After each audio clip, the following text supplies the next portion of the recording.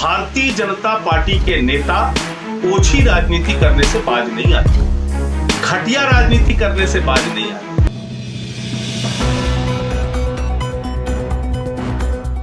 जय हिंद साथियों, कल से लगातार दिल्ली में टैक्स बढ़ाने को लेके भारतीय जनता पार्टी हमलावर है। भाजपा के नेताओं के तमाम बयान आ रहे हैं और ऐसा लग रहा है कि जैसे वो इस मौके के इंतजार में थे कि बस कोई मौका मिले, बस तलवार लेके जुट जाओ। और ये भाजपा नेताओं का दिल्ली के प्रति हमेशा यही रवैया रहता है। देखकर बहुत अफसोस होता है, कष्ट होता है कि ऐसे महामारी के समय में भी, ऐसे संकट के समय में भी भारतीय जनता पार्टी के नेता ओछी राजनीति करने से बाज नहीं आते, घटिया राजनीति करने से बाज नहीं आते। अब क्या कह रहे हैं? दिल्ली में साहब टैक्स बढ़ गया, पेट्रोल डीजल के ऊपर टैक्स बढ़ गया। इसकी सच्चाई आप जानते हैं? 2014 में अंतरराष्ट्रीय बाजारों में कच्चे तेल का दाम था $109 प्रति बैरल। आज कच्चे तेल का दाम अंतरराष्ट्रीय बाजारों में 35-34 रुपए प्रति बैरल है। लेकिन डीजल और पेट्रोल का दाम जैसे का तैसा, उसमें कमी नहीं आई। यानी सेंट्रल गवर्नमेंट, केंद्र में बैठी हुई भाजपा सरकार ज्यादा से ज्यादा टैक्स ले रही है। वो कच्चे तेल का दाम कम होने पर हिंदुस्तान में तेल के दाम कम नहीं करती, उस पर कोई सवाल नहीं उठाएगा भाजपा। उसके बाद देश की मीडिया कोई सवाल नहीं खड़ा करेगी। लेकिन कल से दिल्ली में जैसे ही पेट्रोल डीजल पे टैक्स बढ़ा, हल्ला मचाना शुरू कर दिया। जैसे तलवार लेके इंतजार कर रहे थे कि बस कैसे हमला करना है। अरे भाई, पहले ये तो बताइए आप कि जब कच्चे तेल का दाम अंतरराष्ट्रीय बाजार में बढ़ता है, आप हिंदुस्तान के बाजार में तुरंत पेट्रोल डीजल का दाम बढ़ा देते हैं। जब वो घट के 3-4 गुना से भी कम आ चुका है, बिल्कुल न्यूनतम स्तर पे आ चुका है कच्चे तेल का दाम अंतरराष्ट्रीय बाजार में, $35 प्रति बैरल आ चुका है, तो आपने 3-4 गुना पेट्रोल डीजल के दाम हिंदुस्तान में घटाए क्या? आज की तारीख में उस हिसाब से तो 10-11 रुपए में पेट्रोल मिलना चाहिए और 7-8 रुपए में डीजल मिलना चाहिए। आप बेच रहे हैं क्या हिंदुस्तान के अंदर? नहीं कर रहे हैं। और दिल्ली ऐसा राज्य, जिस राज्य ने जब ये कोरोना का संकट आया, 10 लाख लोगों को प्रतिदिन दोनों वक्त की रसोई चलाने का काम दिल्ली राज्य कर रहा है। मजदूरों के खाते में 5-5 हजार रुपए देने का काम दिल्ली राज्य ने किया। ऑटो वालों को, ई रिक्शा वालों को 5-5 हजार रुपए उनके खाते में देने का काम किया।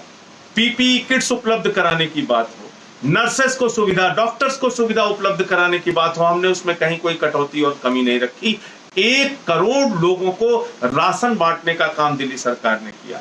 और हमने दिल्ली में कोरोना संक्रमित मरीजों का कितना ख्याल रखा, किस स्तर पे जाके उनके बचाव के लिए काम किया, इसका अंदाजा आप इसी बात से लगा सकते हैं कि देश के अंदर तीसरे नंबर पर कोरोना केसेस दिल्ली के अंदर हैं।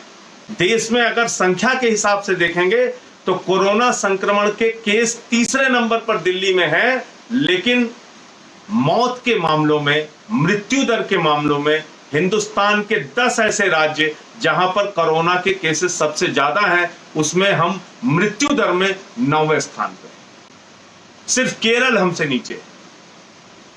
और भाजपा शासित राज्यों की क्या हालत है? भारतीय जनता पार्टी शासित राज्य गुजरात की अगर आप चर्चा कर लें, वहां पर मृत्यु दर सबसे ज्यादा है कोरोना केसेस में। मध्य प्रदेश की बात कर लें, वहां पर मृत्यु दर सबसे ज्यादा है कोरोना केसेस में।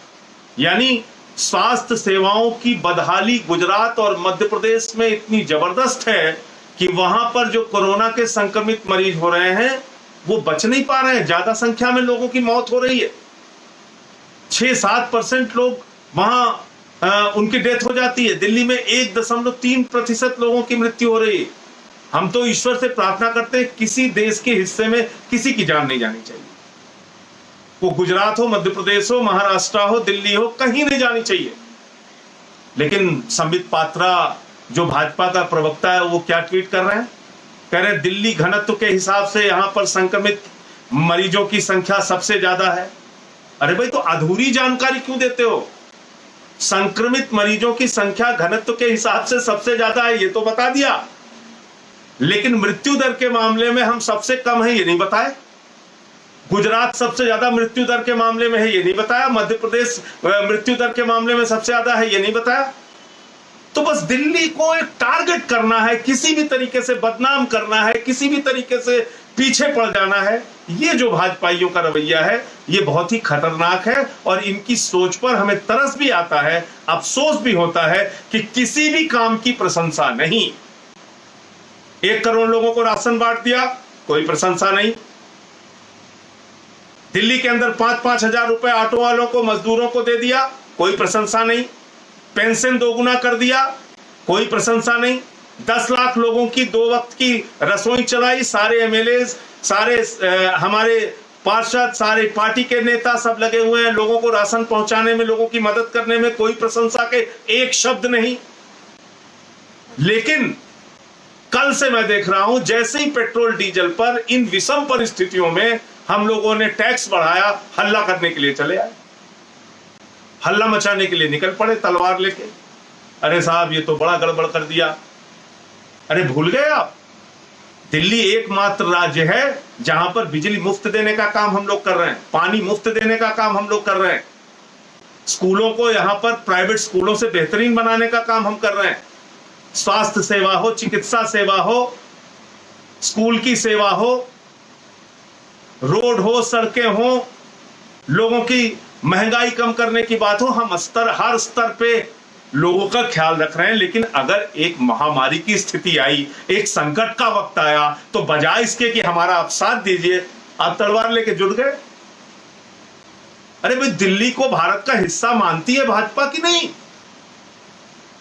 और मेरे मन में सवाल क्यों उठ रहा है, मैं ये बात क्यों कह रहा हूं, बड़े दुख के साथ ये बात कह रहा हूं। आपदा प्रबंधन के लिए, कोरोना संकट की महामारी से निपटने के लिए 17,500 करोड़ रुपए देश के लगभग सभी राज्यों को केंद्र सरकार ने बांटा, भाजपा सरकार ने बांटा।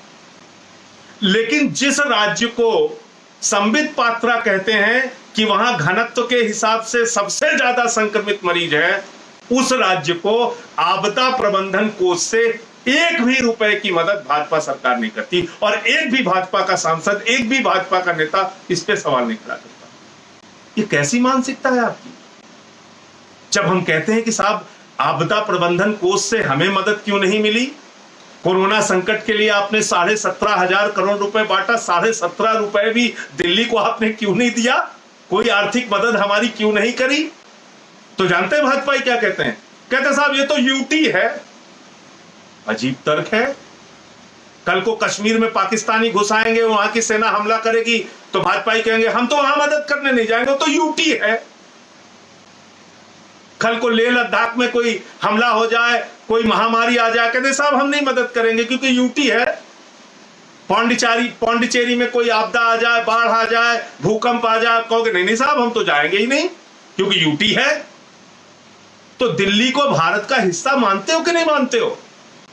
और ये कोई हम अतिरिक्त टैक्स आपसे नहीं मांग रहे थे, हम तो कह रहे थे भाई आपने आपदा प्रबंधन के लिए लोगों को धनराशि दी, राज्यों की मदद की, तो दिल्ली राज्य जहां पर कोरोना संक्रमित मामले तीसरे नंबर पर हैं, हम सबसे ज्यादा संकट की स्थिति में हैं, हमारी मदद आपने क्यों नहीं की? इसका कोई एक तर्क है क्या आपके पास? लेकिन कोई जवाब नहीं। यूटी है, कोई ना कोई बहाना करना है। अरे भारत का हिस्सा है कि नहीं? दिल्ली यूटी हो गई तो दिल्ली के लोगों ने कोई अपराध कर दिया क्या? दिल्ली में संक्रमण फैल रहा है तो आप उस पर जश्न मनाएंगे, मदद नहीं करेंगे? तो ये जो एक मानसिकता है भाजपाइयों की, इसको बदलने की जरूरत है।